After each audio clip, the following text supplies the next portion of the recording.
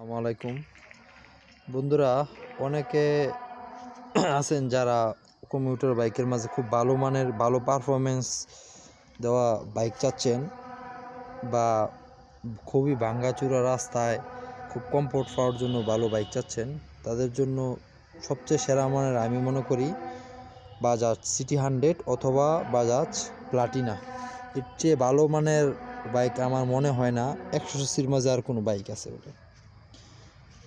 বন্ধুরা, আমি বাইকটি এই পর্যন্ত 3553 কিলো চালাইছি। তো এর মাঝে খুব ভালো এবং খারাপ কিছু কথা আপনাদের সাথে শেয়ার করব।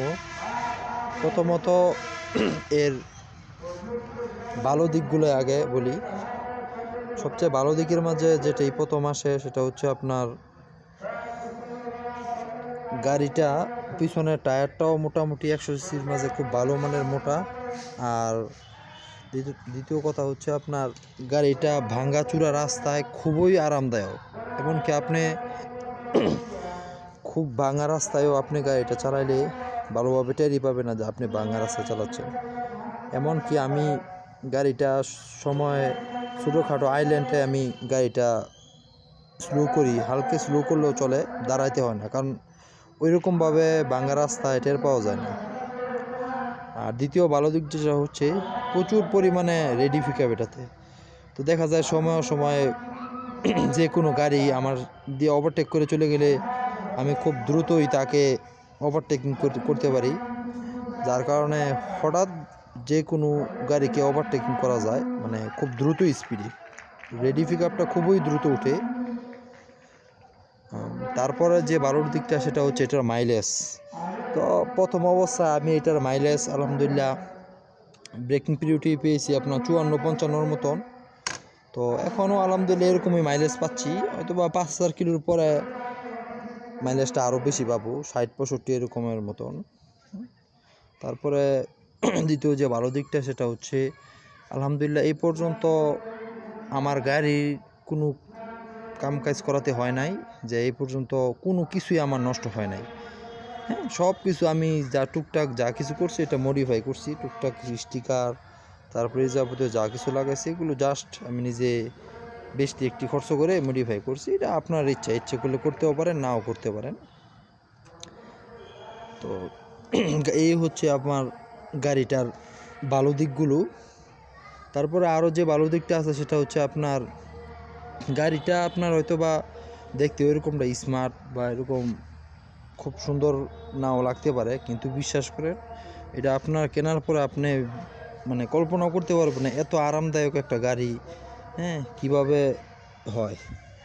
বাজাজ কোম্পানিকে আসলে অসংখ্য ধন্যবাদ যে তারা এত সুন্দর একটা গাড়ি, এত ভালো একটা গাড়ি তৈরি করছে তার জন্য। তো এটা খারাপ দিকটা যদি বলতে যাই তাহলে প্রথমে আসে এটার বাল্বটা, যে সামনের যে বাল্বটা এটা হচ্ছে হ্যালোজেন বাল্ব। তো এই কারণে আর কি সমস্যাটা হয়েছিল। পরবর্তীতে আমি 1000 টাকার মতন খরচ করে আপনার ভালো মানের এলইডি লাইট লাগাইছি।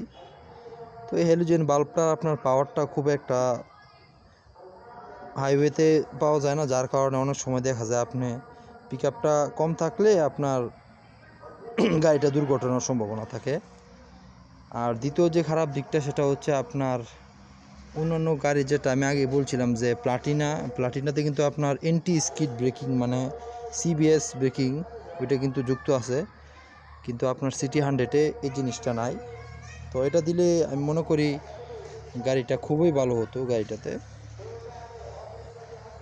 আর তারপরে যে খারাপ দিকটা সেটা হচ্ছে বন্ধুরা গাড়িটা চালানোর সময় আপনার দেখা যায় বালুর যে জায়গা ওখানে আপনার বালু ব্রেক করতে গেলে যদি এন্টি স্কিড ব্রেকিং হতো তাহলে সামনের পিছনে উভয় চাকায় ব্রেকটা একসাথে কাজ করতো, যার কারণে দেখা যায় রাস্তার সাইডে বা আশেপাশে বালু থাকলে ওখানে চাকাটা খুবই স্কিড করে, যার কারণে এই পর্যন্ত 2বার আমি অ্যাক্সিডেন্ট করছি। যদিও আল্লাহর রহমতে তেমন কিছু হয় না, সামান্য একটু স্ক্র্যাচ কেটেছে। আর পরবর্তীতে এছাড়া আর কোনো গাড়ির খারাপ দিক নেই আমার মতে। আর সবচেয়ে মজার বিষয় হলো বন্ধুরা এই গাড়িটা আমি 95 কিলোমিটার স্পিডে টপ স্পিড উঠেছি। বিশ্বাস করেন কিনা জানি না, এর মাঝে আমি সামান্য পায়ে একটু ভাইব্রেশন ছাড়া আর কোনো ভাইব্রেশনই অনুভব করিনি।